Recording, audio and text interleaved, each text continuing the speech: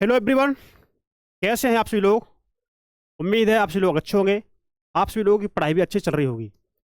दोस्तों, आज हम क्लास 11th एनसीईआरटी ज्योग्राफी की इकाई नंबर 4 पढ़ेंगे। देखिए, जिसका नाम है जलवायु। इससे पहले हमारी इकाइयाँ 3 हो चुकी हैं और इससे पहले हमने भूआकृति विज्ञान को कंप्लीट किया है। हालांकि वो चैप्टर थोड़े कठिन थे, लेकिन हमने उसको सरल भाषा में समझने की कोशिश की है, पढ़ा भी हमने।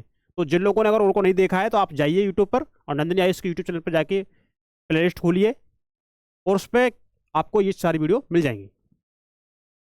तो अगर आपने नंदिनी आयुष के यूट्यूब चैनल को अगर सब्सक्राइब नहीं किया हो तो प्लीज़ कर लीजिए, और नंदिनी आयुष के यूट्यूब चैनल को सब्सक्राइब करने के बाद बेल आइकन दबाइए और उसको अपने दोस्तों में शेयर करिए। अगर आपको वीडियो अच्छी लगती है तो आपसे लाइक भी करें, कोई क्वेरी है तो आप कमेंट भी करें।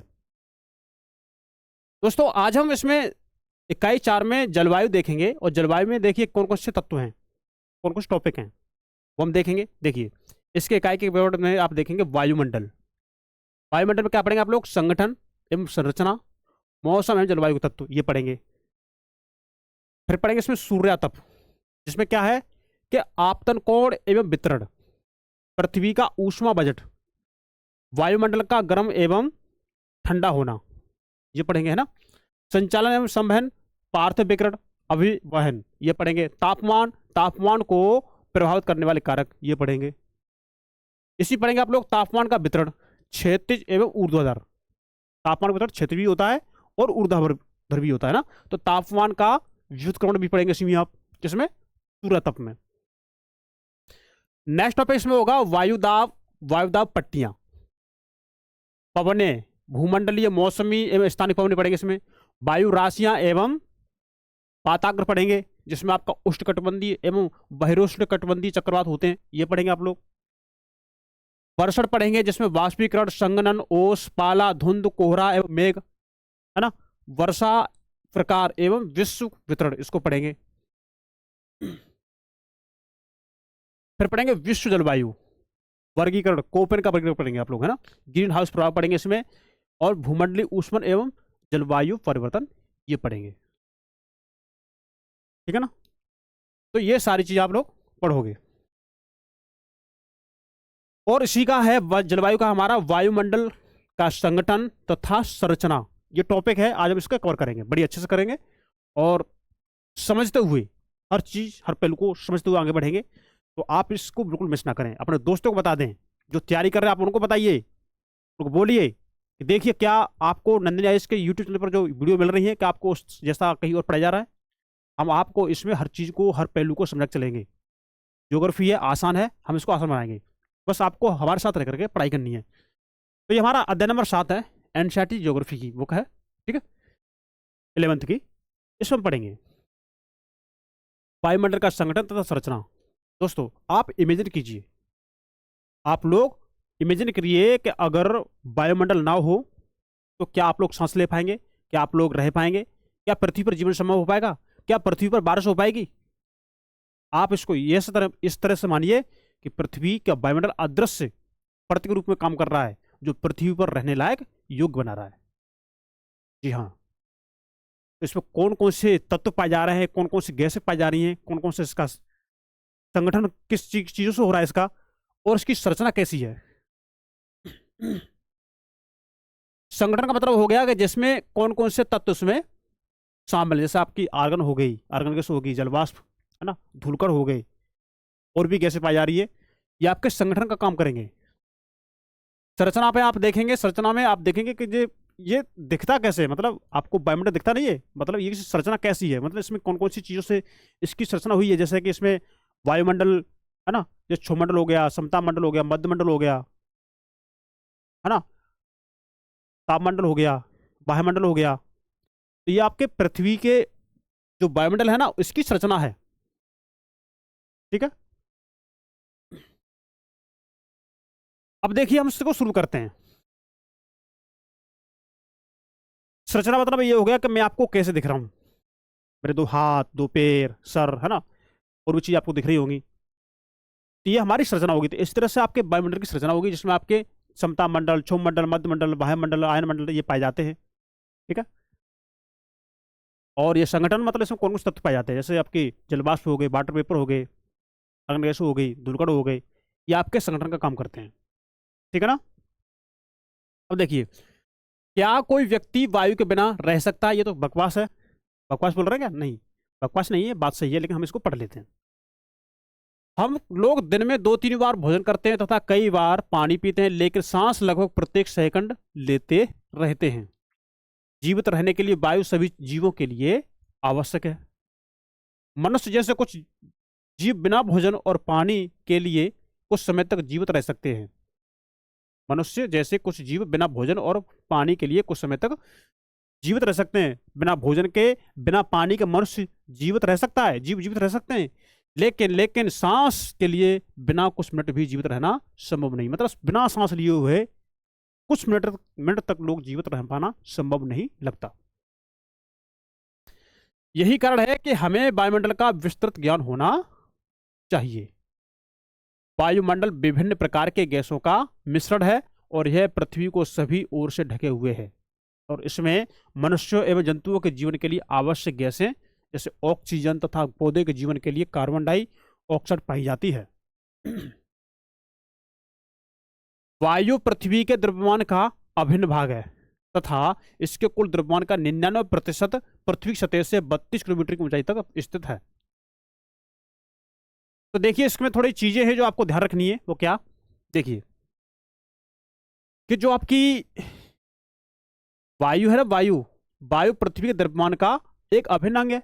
आप इसको थोड़ा नोट कर लीजिए, इसको थोड़ा नोट कर लीजिए। इसके कुल द्रव्यमान का, वायु के कुल द्रव्यमान का 99% पृथ्वी की सतह से 32 किलोमीटर की ऊंचाई तक पाया जाता है। इसको नोट कर लीजिए। कितना? 99% ये वायु आपकी पृथ्वी की सतह से 32 किलोमीटर की ऊंचाई तक पाई जाती है।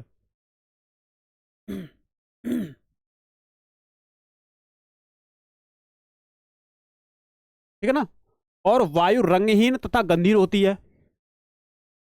जब यह पवन की तरह बहती है तभी हम इसको महसूस कर सकते हैं। अब हम इसको, आपको एक बात और बता दें हम इसमें, जैसे अगर आपने आपसे कोई पूछे कि ये बताओ भैया कि आप यूपीएससी की तैयारी कर रहे हो या कोई और एग्जाम की तैयारी कर रहे हो, तो आपको पूछे कि ये बताओ वायु का रंग कैसा होता है, वायु का कलर, तो आप क्या जवाब देंगे? बताइए। तो देखिए, हम आपको बता दें कि वायु का रंग कैसे होता है। देखिए, वायु ना आपने देखी ना हमने देखी, ना आपने देखी ना हमने देखी, कलर कैसा होता है वायु का ये हमें भी ना पता ना आपको पता, लेकिन हम आपको बताएंगे विज्ञान क्या बोलते हैं। देखिए, वैज्ञानिक ये बोलते हैं कि जैसे किसान जमीन में बीज डाल देता है, 2-3 दिन जब अंकुरित होता है तो वो पीला पीला निकलता है। कितना? पीले कलर का। जब वो बाहर निकलता है कलर उसका पीला होता है। जब हवा उससे टकराती है 2-3 दिन बाद वो उसका कलर हरे कलर का होने लगता है, हरे कलर में। तो वैज्ञानिकों ने माना है कि इसका कलर हरे कलर का है। वायु का रंग, हवा का रंग कैसा है? हरे कलर में है, ऐसा माना है। देखी तो आपने भी नहीं ना, मैं देखी, लेकिन मानते लोग ऐसा है, वैज्ञानिक लोग ऐसा मानते हैं। अब देखिए, वायुमंडल का संगठन हम थोड़ा जानते हैं। संगठन देखिए, वायुमंडल गैसों, जलवाष्प एवं धूल कणों से बना है। किससे? गैसों से, जलवाष्प एवं धूल कणों से बना है। वायुमंडल के ऊपरी परतों में गैसों का अनुपात इस प्रकार बदलता है जैसे कि 120 किलोमीटर की ऊंचाई पर ऑक्सीजन की मात्रा नगण्य हो जाती है। 120 किलोमीटर की ऊंचाई पर देखेंगे कि ऑक्सीजन की मात्रा नगण्य हो जाती है। जैसे आप 120 किलोमीटर की ऊपर तक जाएंगे, जहां पर आप 120 किलोमीटर पर पहुंच जाएंगे, तो आप समझिए कि यहां पर पहुंचने के बाद आपको लगेगा कि यहां पर तो ऑक्सीजन की मात्रा बहुत ही कम है। इससे और ऊपर जाएंगे तो फिर आपको ऑक्सीजन मिलेगी नहीं। तभी तो अंतरिक्ष यात्री जो होते हैं अपने पास ऑक्सीजन का गैस सिलेंडर रख करके अंतरिक्ष में जाते हैं। इसी प्रकार कार्बन डाइऑक्साइड एवं जलवाष्प पृथ्वी की सतह से 90 किलोमीटर की ऊंचाई तक ही पाए जाते हैं। कितना? 90 किलोमीटर की ऊंचाई तक ही पाए जाते हैं। गैसें, कार्बन डाइऑक्साइड मौसम विज्ञान की दृष्टि से बहुत ही महत्वपूर्ण गैस है, क्योंकि यह सौर विकिरण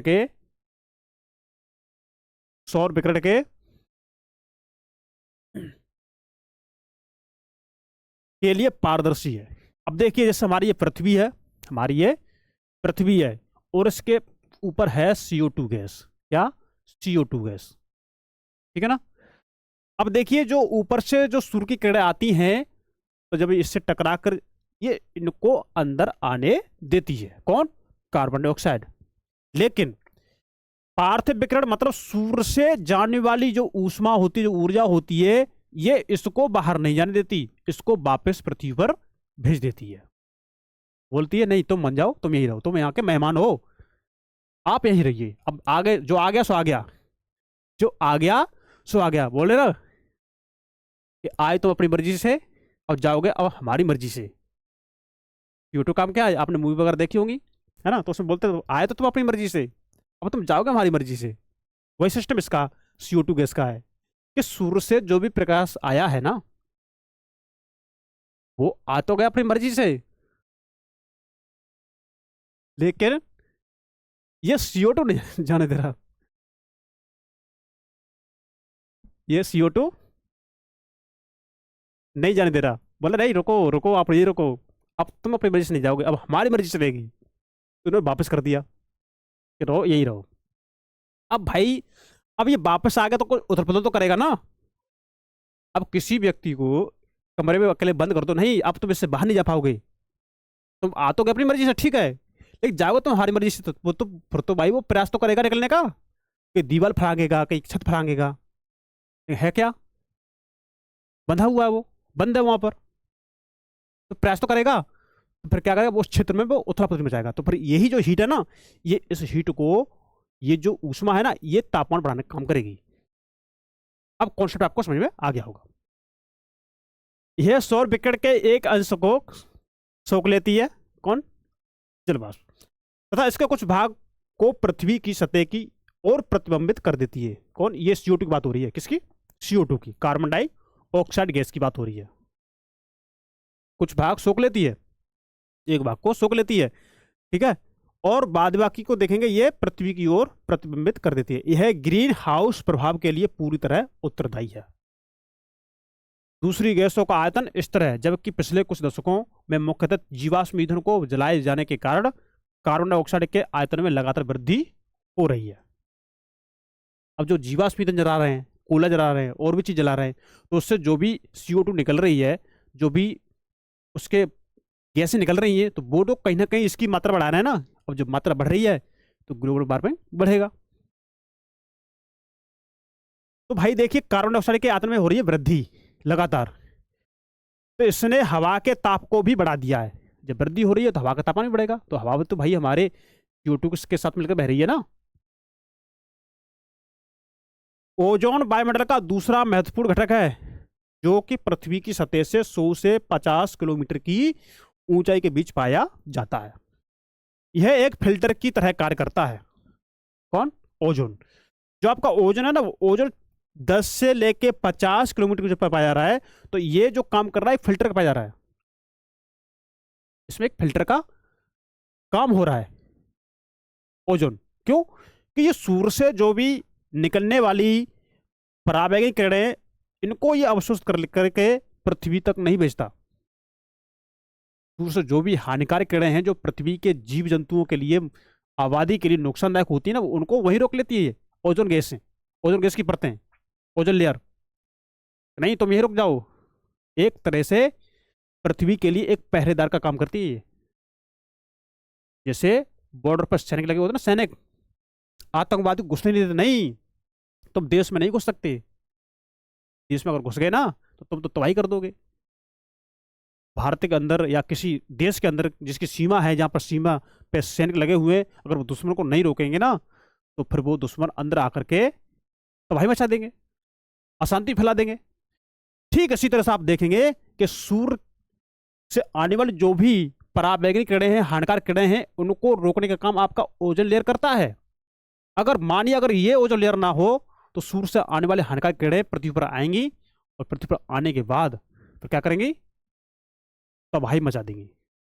इसलिए एक सैनिक के रूप में, एक पहरेदार के रूप में कौन काम कर रहा है? आपका ओजोन लेयर, पृथ्वी के लिए। ठीक है, चलिए आगे चलते हैं। तो ये पराबैंगनी किरणों को पृथ्वी की सतह पर पहुंचने से रोकता है। अब देखिए क्या आप कल्पना कर सकते हैं कि वायुमंडल में ओजोन की अनुपस्थिति से हमारे ऊपर क्या प्रभाव होगा?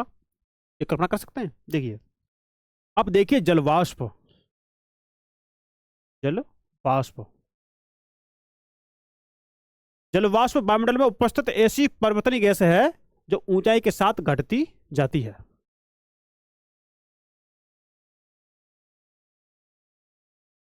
ठीक है ना?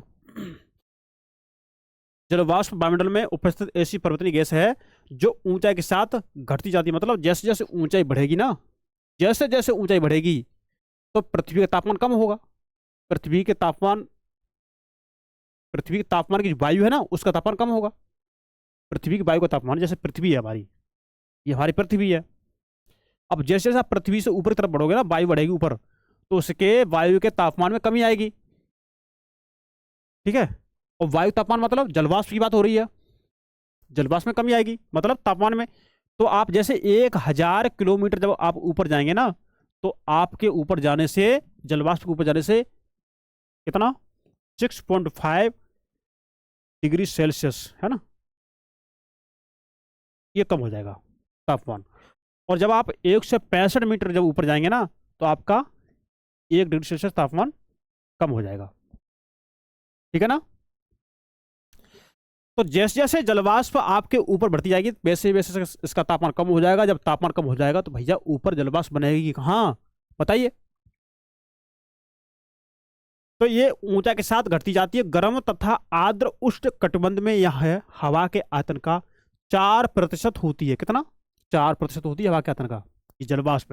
इसको थोड़ा नोट कर लीजिए, इसको थोड़ा नोट कर लीजिए कि ये जो हवा है ना, हवा के आयतन का 4% जलवाष्प होती है। जबकि ध्रुवों जैसे ठंडे तथा रेगिस्तान जैसे शुष्क प्रदेशों में यह हवा के आयतन का 1% भाग से भी कम होती है जलवाष्प। इसको थोड़ा नोट कर लीजिए, नोट डाउन कर लीजिए। अगर आपने कॉपी ले रखी हो, पेन ले रखा हो, तो आप इसे नोट डाउन कर लीजिए। और हाँ, एक बात और, कि आपने अगर अभी नंदिनी आईएएस के यूट्यूब चैनल को अगर सब्सक्राइब नहीं किया हो तो कर लीजिए, बेल आइकन को भी दबा लीजिए, इससे आपको आगे आने वाली वीडियो की नोटिफिकेशन आपके पास आती रहे। शायद ऐसा कंटेंट कहीं और मिले। देखो हर चीज को कैसे समझा के पढ़ा रहे हैं। ज्योग्राफी आपकी, ये ज्योग्राफी है, समझ रहे हो ना? तो ये समझना पड़ेगा आपको, ध्यान रखो थोड़ा, जरूरी आपको ध्यान रखना। तो चलिए बढ़ते आगे,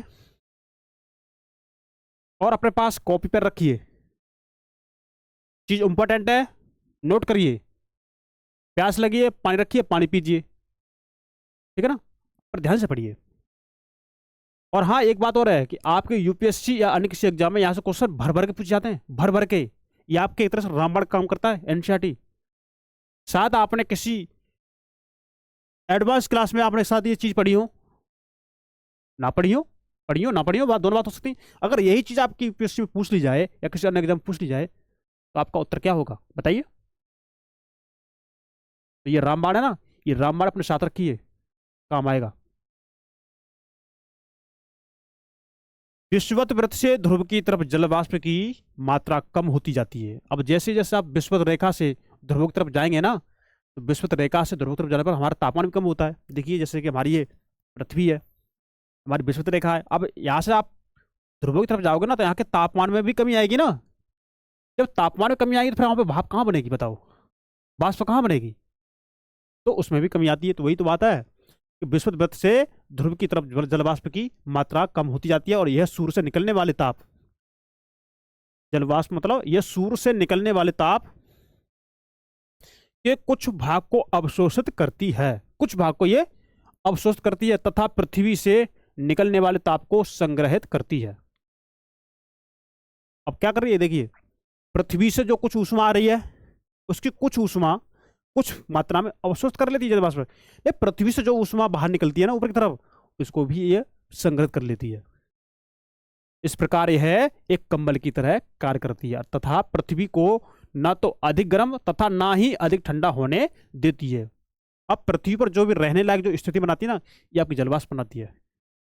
आपके बादल बनना, आपकी बारिश होना, और भी चीज होना, यह जलवाष्प की वजह से होता है। जलवाष्प इसमें मुख्य है। जलवाष्प वायु को स्थिर और अस्थिर होने में भी योगदान देता है। तरह तरह की हवाएं चलती हैं, कौन जिम्मेदार है? जलवाष्प। अब हम देखते हैं धूलकण। और हाँ, इंपॉर्टेंट चीज है, नोट करना चाहो कर लीजिए, क्योंकि देखिए एग्जाम आप देंगे, एग्जाम आप देंगे, आईएएस आप बनेंगे, आईपीएस आप बनेंगे, तो भाई मेहनत भी तो आपको ही करनी है। ठीक है। अब देखिए वायुमंडल में छोटे छोटे ठोस कणों को भी रखने की क्षमता होती है। मतलब वायुमंडल में छोटे छोटे ठोस कण भी होते हैं। अभी क्या होते हैं देखिए, ये छोटे कण विभिन्न स्रोतों जैसे समुद्री नमक, महीन मिट्टी, धुएं की कालिमा, राख पराग तथा धूल तथा उल्काओं के टूटे हुए कण से निकलते हैं। तो देखिए समुद्री नमक के भी धूलकण होते हैं, महीन मिट्टी के भी धूलकण होते ही होती है, तो सबको पता है। पर ये किसी को ना पता हो कि समुद्री नमक के भी धूलकण होते हैं, ये सब ना पता हो, ना पता हो तो अब पता चल गया। धुएं की कालिमा भी जानते हैं हम लोग, राख पराग भी जानते हैं, धूल भी जानते हैं, उल्काओं के टूटे हुए कण, इनसे भी होती है क्या? हाँ, इनसे भी होती है। हमको ये दो चीज मिल गई नहीं है ना, उल्काओं के टूटे हुए कण। साथ आपने ना पढ़ी हो तो नहीं है, अगर पढ़ ली है तो नहीं है ही नहीं है, पुरानी है आपके लिए। तो साथ जिन्होंने नहीं पढ़ी है ना, उनके लिए फायदा है। तो आप इस चीज को चाहो तो नोट कर लीजिए यहां तक, यहां तक। ठीक है। आगे देखिए धूल कण प्राय वायुमंडल के निचले भाग में मौजूद होते हैं। ये वायुमंडल का जो निचला भाग है ना, जैसे हमारा ये वायुमंडल हो गया, तो वायुमंडल के निचले भाग यहां धूल कण होगा, यहां पर। ठीक है। फिर भी सामान्य वायु प्रवाह इन्हें काफी ऊंचाई तक ले जा सकता है। अब ये सामान्य वायु प्रवाह मतलब हमारी वायु ऐसे ऊपर उठती है, ऐसे ऐसे ऊपर उठेगी ना, ऐसे जैसे तापमान बढ़ेगा तो तापमान बढ़ने से हमारी वायु ऊपर उठेगी, ऐसे ये होगा हमारा सामान्य प्रवाह। जब ये इनको उठेगी ना, टकरा के ऊपर ये ऊपर को ले जाएगी इनको। धूलकणों का सबसे अधिक जमाव उपोष्ण तथा शीतोष्ण प्रदेशों में सूखी हवा के कारण होता है। तो जाकर उपोष्ण क्षेत्र हो गए, मतलब जहां पर ना अधिक ठंड होती है ना अधिक गर्मी होती है, और शीतोष्ण क्षेत्र मतलब जहां थोड़ा ठंडे क्षेत्र होते हैं, तो वहां पर ये सूखी हवा होती है। सूखी हवा के कारण इनका जमाव शीतोष्ण और उपोष्ण प्रदेशों में होता है धूलकणों का। ठीक है ना। जो विषुवत और ध्रुवीय प्रदेशों की तुलना में यहाँ अधिक मात्रा में होते हैं। मतलब विषुवत और ध्रुवीय प्रदेशों में यहाँ पर धूलकण कम पाए जाते हैं। धूल और नमक के कण आर्द्रता ग्राही केंद्र की तरह कार्य करते हैं। जो भी धूल है और धूल का जो भी नमक के कण है ना, तो धूल और नमक के कण एक आर्द्रता ग्राही, मतलब एक जलवाष्प को अपने अंदर, जलवाष्प के अंदर समाहित होने का ये काम करते हैं। जलवाष्प को अपने अंदर समाहित करने का काम करते हैं, जिसके चारों ओर जलवाष्प संग्रहित होकर मेघों का निर्माण करती है। छोटे छोटे छोटे धूलकण होंगे, छोटे छोटे ये करके, ये ऐसे ऐसे, और इसी के आसपास ये जलवाष्प आ गई और ये बादल बन गए आपके। ठीक है ना। अब देखिए वायुमंडल की संरचना। वायुमंडल अलग अलग घनत्व तथा तापमान वाली विभिन्न परतों का बना होता है। ठीक है ना। पृथ्वी की सतह के पास घनत्व अधिक होता है, जबकि ऊंचाई बढ़ने के साथ साथ यह घटता जाता है। ठीक है ना। जैसे जैसे आप देखेंगे कि जैसे जैसे पृथ्वी सतह के पास घनत्व अधिक होता है ना, देखिए जबकि ऊंचाई बढ़ने के साथ यह घटता जाता है। किसका, किसकी बात हो रही है? घनत्व की बात हो रही है ना। देखिए तापमान की स्थिति के अनुसार वायुमंडल को 5 विभिन्न संस्तरों में बांटा गया है। मतलब वायुमंडल की 5 परतें हैं। ये हैं क्षोभ मंडल, समताप मंडल, आपकी ओजोन परत जो पाई जाती है आपके समतल मंडल में पाई जाती है। आपकी जो वर्षा वाली क्रियाएं होती हैं आपके क्षोभ मंडल में होती हैं। मध्य मंडल हो गया, ठीक है, वायुमंडल या इसे हम तापमंडल भी बोलते हैं, और बहिर्मंडल जो तापमंडल के ऊपर का हिस्सा होता है। क्षोभ मंडल वायुमंडल का सबसे नीचे का संस्तर है। ये रहा आपका क्षोभ मंडल, वो देखिए इधर दिखा देता हूं। ये रहा आपका क्षोभ मंडल, ये रहा, ये आपका क्षोभ मंडल, देखिए ये रहा, ये रहा आपका क्षोभ मंडल। जहां जैसे जैसे आप क्षोभ मंडल में जैसे आप 10 से 13 किलोमीटर की ऊंचाई तक जाएगा ना, देखिए तो ये आपका तापमान बढ़ता जा रहा है, बढ़ता जा रहा है, बढ़ता जा रहा है, -20 तक पहुंच गया, घटने लगा, है ना। फिर देखिए यहाँ तक आएगा तापमान आपका -60 से कम, मतलब 50, ये लगभग ये हो जाएगा करीब 57, -57 डिग्री सेल्सियस तापमान तक हो जाता है इसमें क्षोभ मंडल, यहाँ तक क्योंकि पृथ्वी से जब ऊपर जाओगे ना, तो 1 किलोमीटर ऊपर जाने पर आपके तापमान, पृथ्वी पर जब जब ऊपर जाओगे तो जलवाष्प का तापमान या वहाँ पे जो वाटर पेपर है, जो गैसें हैं, उनका तापमान 6.5 डिग्री सेल्सियस कम हो जाता है। 165 मीटर ऊपर जाने पर, 165 मीटर ऊपर जाने पर आपका तापमान 1 डिग्री सेल्सियस कम हो जाता है। तो ये छौमंडल हो गया, ठीक है। अब जैसे जैसे आप देखिए, अब मैं थोड़ा इसको समझा ही देता हूँ, अब मैं आपको इसको समझा दे रहा हूँ, ठीक है। अब देखिए, जैसे जैसे आप लोग समता मंडल में जाएंगे ना, समता मंडल में, तो समता मंडल में 50 किलोमीटर से, देखिए 10 से लेकर के 50 किलोमीटर के बीच में ये समता मंडल पाया जाता है। 50, देखिए 10 से लेकर के 50 किलोमीटर के बीच में ये आपका समता मंडल पाया जा रहा है। अब जैसे जैसे आप देखिए, यहां पर तो आपका तापमान डिक्रीज हो रहा था, डिक्रीज हो रहा था, मतलब तापमान कम हो रहा था यहां पर, टेम्परेचर। लेकिन जब आप समता मंडल में जाएंगे तो ये आपका तापमान इंक्रीज होगा, टेम्परेचर क्या होगा, इंक्रीज हो रहा है। और आप देखेंगे धीमे धीमे यहां तक कांस्टेंट रहा, यहां तक कांस्टेंट रहा, छौमंडल की कुछ ऊंचाई तक ये कांस्टेंट रहा, मतलब समान तापमान रहा। धीमे धीमे जब ऊपर बढ़ोगे तो तापमान थोड़ा बढ़ता जा रहा है, बढ़ता जा रहा है, बढ़ता जा रहा है, और यहां तक देखिए तापमान कितना हो गया आपका, हो गया ये 0 से लेके -20 के बीच में, यहाँ पे हो गया तापमान। अब ये हमारे समताप, समताप है ना, सीमा है जो आपके समता मंडल और आपके मध्य मंडल को अलग करती है। और यहीं पर हमारी ओजोन परत पाई जाती है, जो सूर्य से आने वाली जो पराबैंगनी किरणें हैं उनको सोखने का ये काम करती है, ओजोन परत। जब आप समताप मंडल को क्रॉस कर जाएंगे, समताप सीमा के बाद फिर आप जाएंगे मध्य मंडल में। मध्य मंडल में आप देखिए, इसमें तापमान क्या होता है, इसमें तापमान होता है डिक्रीज, मतलब तापमान कम होता है यहां पर। क्यों? कुछ दूर तक देखें तापमान समान रहा, धीमे धीमे जैसे आप ऊपर बढ़ेंगे तापमान कम होता है, कम हो गया, कम हो गया, कम हो गया, और कम होते होते आपका तापमान ये पहुंचेगा -90 डिग्री सेल्सियस के आसपास, मध्य सीमा में, ठीक है, मध्य मंडल। तो ये आपके मध्य सीमा जो है, आपके मध्य सीमा मध्य मंडल और बाह्य मंडल को अलग करने का काम करती है, मध्य सीमा। पर जैसे जैसे आप यहां पर ऊपर जाएंगे फिर तापमान कुछ नियत रहेगा आपके बाह्य मंडल में, ठीक है। और फिर यहां से जब और ऊपर जाएंगे फिर तो आपका तापमान बढ़ता जा रहा है, बढ़ता जा रहा है, फिर क्योंकि यहाँ पर फिर ना तो आपकी धूलकण ही है, फिर ना आपके यहाँ पर कोई जलवाष्प है, इसलिए तापमान यहाँ पर बढ़ता जा रहा है।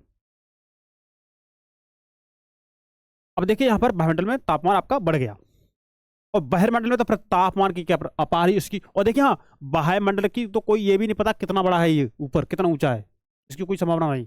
लेकिन आपके वैज्ञानिक क्षोभमंडल, समता मंडल के बारे में ज्यादा बताते हैं, ठीक है। तो ये हमने परतें थोड़ी समझ ली हैं, हमारी चीज आसान हो गई। अब हम इसको थोड़ा पढ़ लेते हैं, देखिए इसको पढ़ लेते हैं। क्षोभमंडल वायुमंडल का सबसे नीचे का स्तर है, और इसकी ऊंचाई सतह से लगभग 13 किलोमीटर ऊंची है। कितनी? 13 किलोमीटर ऊंची है सतह से। यह है ध्रुव के निकट 8 किलोमीटर तथा बृहस्पति वृत्त पर 18 किलोमीटर की ऊंचाई तक है। अब देखिए 8 और प्लस 18 बटे 2 कितना हो गया, 26 बटे 2 बराबर 13 किलोमीटर। यह आपकी होगी एवरेज, यानी औसत ऊंचाई किसकी, क्षोभमंडल की। कितनी? 13 किलोमीटर। तो बस कोई इसमें आपको कठिनाई लग रही है? नहीं, सिंपल है। क्षोभमंडल की मोटाई विषुवत वृत्त पर सबसे अधिक है, क्योंकि तेज वायु प्रवाह के कारण ताप का अधिक ऊंचाई तक संवहन किया जाता है, और इस संस्तर में धूलकण तथा जलवाष्प मौजूद होते हैं। क्या होते हैं? धूलकण तथा जलवाष्प मौजूद होते हैं, और मौसम में परिवर्तन इसी संस्तर में होता है, इसमें मौसम में। और इस संस्तर में आप देखेंगे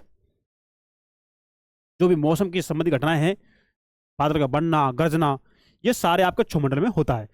इस संस्तर में आप देखेंगे आगे क्या हुआ है, इस संस्तर में प्रत्येक 165 मीटर की ऊंचाई पर तापमान 1 डिग्री सेल्सियस घटता है, और जैविक क्रिया के लिए यह सबसे महत्वपूर्ण है, क्योंकि लोग इसी मंडल में तो रहते हैं, सारी जैविक क्रिया आपके इसी मंडल में तो होती है ना, जो भी जीव जंतु और भी चीजें आपके इसी में होती हैं।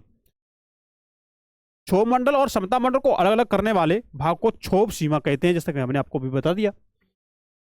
विषुवत वृत्त के ऊपर क्षोभ सीमा में हवा का तापमान -80 डिग्री सेल्सियस से ध्रुव की ओर -45 से होता जाता है, मतलब ध्रुव की ओर कम हो जाता है, विषुवत पर 80 हो जाता है। मान सके यहाँ पर तापमान स्थिर होने के कारण इसे क्षोभ सीमा कहा जाता है। जहां पर तापमान स्थिर होता है ना, उसे क्षोभ सीमा बोलते हैं। समताप मंडल इसके ऊपर 50 किलोमीटर की ऊंचाई तक पाया जाता है। देखिए ये रहा आपका समताप मंडल, ये आपके 50 किलोमीटर तक ऊंचे पाया जा रहा है। क्षोभ सीमा आपकी यहाँ पर है, तो यहाँ पर क्षोभ सीमा में आप देखिए यहाँ पर तापमान समान रह रहा है। यहाँ पर देखिए यहाँ तक आगे आप कहाँ पर समताप मंडल में जब आप समताप सीमा की बात करेंगे तो यहाँ पर भी तापमान आपका नियत रहेगा, ये हर में रहेगा। ये समताप मंडल का एक महत्वपूर्ण लक्षण यह है कि इसमें ओजोन परत पाई जाती है। इसमें समताप मंडल में यह है कि इसमें ओजोन परत पाई जाती है। यह परत पराबैंगनी किरणों को अवशोषित कर पृथ्वी को ऊर्जा के तीव्र तथा हानिकारक तत्वों से बचाती है। कैसे? तीव्र और हानिकारक तत्वों से ये बचाती है आपकी ओजोन परत। मध्य मंडल समताप मंडल के ठीक ऊपर है। तो आपका मध्य मंडल है ना, ये आपका मध्य मंडल समताप मंडल के ठीक ऊपर है। ये आपका समताप मंडल ये रहा, इसके ठीक ऊपर क्या आपका मध्य मंडल। तो आपका समताप सीमा और मध्य सीमा के बीच में आपका क्या है? मध्य मंडल है। इसमें तापमान बढ़ता जाता है ऊपर की तरफ। तो मध्य मंडल और समताप मंडल के ठीक ऊपर 80 किलोमीटर की ऊंचाई तक फैला हुआ है। इस संस्तर में भी ऊंचाई के साथ साथ तापमान में कमी होने लगती है और 80 किलोमीटर की ऊंचाई तक पहुंचकर यह 100 डिग्री सेल्सियस हो जाता है। मानस के मध्य मंडल की ऊपरी परतों को हम क्या बोलते हैं? मध्य सीमा कहते हैं। तो जैसे आप देखिए इसमें आएंगे ऊपर मध्य मंडल में, तो जैसे जैसे आप ऊपर बढ़ेंगे ना तो इसका भी तापमान कम होता जाता है। वही नियम कि 165 मीटर ऊपर चढ़ने पर 1 डिग्री सेल्सियस तापमान कम हो जाता है। 1 किलोमीटर ऊपर जाने पर 6.5 डिग्री सेल्सियस तापमान कम होता है। वो कॉन्सेप्ट यहाँ पर अप्लाई हो रहा है। अब सर यहाँ क्यों बढ़ गया था? क्योंकि यहाँ पर हमारी ओजोन गैस थी, इसलिए बढ़ गया या कम हो रहा है। अब सर यहाँ बाह्य मंडल में क्यों बढ़ रहा है तापमान? क्योंकि अब यहाँ पर हमारा ना तो हमारा जलवाष्प है, ना धूलकण है, ना कोई अन्य पार्टिकल है, इसलिए यहाँ का तापमान अब बढ़ता जा रहा है। अब बाहर मंडल में और भी बढ़ जाएगा। ठीक है ना, आएगा समझे? अब देखिए आयन मंडल मध्य मंडल के ऊपर, आयन मंडल मध्य मंडल के ऊपर 80 से 400 किलोमीटर के बीच स्थित होता है। 80 से 400 किलोमीटर के बीच स्थित होता है। इसमें विद्युत आवेशित कण पाए जाते हैं। कैसे? विद्युत आवेशित कण पाए जाते हैं और जिन्हें आयन कहते हैं, तथा इसीलिए इसे आयन मंडल के नाम से जाना जाता है। ठीक है ना? अब देखिए पृथ्वी के, अब देखिए अगर आपके यूपीएससी में किसी एग्जाम में अगर ये क्वेश्चन आ जाए कि आयन मंडल को अब विद्युत आवेशित कण क्यों कहते हैं? क्योंकि यहां पर विद्युत आवेशित कण पाए जाते हैं। इसलिए जो आपके मध्य मंडल के ऊपर जो भी आपके 80 से लेकर 400 किलोमीटर के बीच की स्थिति है, इसमें आपके विद्युत आवेशित कण पाए जाते हैं और इसीलिए ऐसे देखेंगे, इसलिए इसे हम आयन मंडल कहते हैं। आयन मतलब आयन मंडल, आयन मतलब विद्युत का आवेशित कण। ठीक है। और पृथ्वी के द्वारा भेजी गई रेडियो तरंगें इस संस्तर के द्वारा वापस पृथ्वी पर लौटा दी जाती हैं और यहां पर ऊंचाई बढ़ने के साथ ही तापमान में वृद्धि शुरू हो जाती है। पृथ्वी से जो भी तरंगें जाती है ऊपर, रेडियो तरंगें जाती है, तो ये आपके आयन मंडल उनको वापस भेज देता है। तभी तो आपके जो भी संचार उपग्रह जो होते हैं वो आपके आयन मंडल में स्थापित किए जाते हैं। ठीक है ना? वायुमंडल का सबसे ऊपरी संस्तर जो बाह्य मंडल के ऊपर स्थित होता है, जिसे हम बहिर्मंडल कहते हैं, यह सबसे ऊंचा संस्तर है तथा इसके बारे में बहुत कम जानकारी है उपलब्ध है। जो आपका बहिर्मंडल है ना, यह सबसे ऊंचा संस्तर है और इसके बारे में बहुत कम जानकारी उपलब्ध है। इस संस्तर में आप देखेंगे, इस संस्तर में मौजूद सभी घटक विरल हैं जो धीरे धीरे बाहरी अंतरिक्ष में मिल जाते हैं। यद्यपि वायुमंडल के सभी संस्तर हमें प्रभावित करते हैं, फिर भी भूगोलवेत्ता वायुमंडल के पहले 2 संस्तरों का ही अध्ययन करते हैं जो हम पढ़ रहे हैं। अब देखिए मौसम और जलवायु के तत्व, ताप, दाब, हवा, आर्द्रता, बादल और वर्षण वायुमंडल के महत्वपूर्ण तत्व हैं। इन तत्वों के बारे में विस्तृत जानकारी अध्याय 8, 9 और 10 में पढ़ेंगे, जिसमें दी गई है। तो दोस्तों आज का हमारा टॉपिक इंपॉर्टेंट था, हो गया। और मिलते हैं नेक्स्ट टॉपिक में नेक्स्ट क्लास के साथ। तब तक के लिए आप लोग अपना ध्यान रख के अच्छे से पढ़ाई करें, मन लगा के पढ़ाई करें, क्योंकि देखिए अब आपका एग्जाम का समय कम होता आ रहा है। आप ऐसी रणनीति बनाइए कि बस आपको 1 महीने में आपको ये लगने लगे कि हाँ बस मैं कर लूंगा, मेरा एग्जाम करेक्ट हो जाएगा। ठीक है ना? आज के लिए इतना रखते हैं, मिलते हैं नेक्स्ट क्लास में। तब तक के लिए नमस्कार, थैंक यू, धन्यवाद, goodbye, take care, bye bye.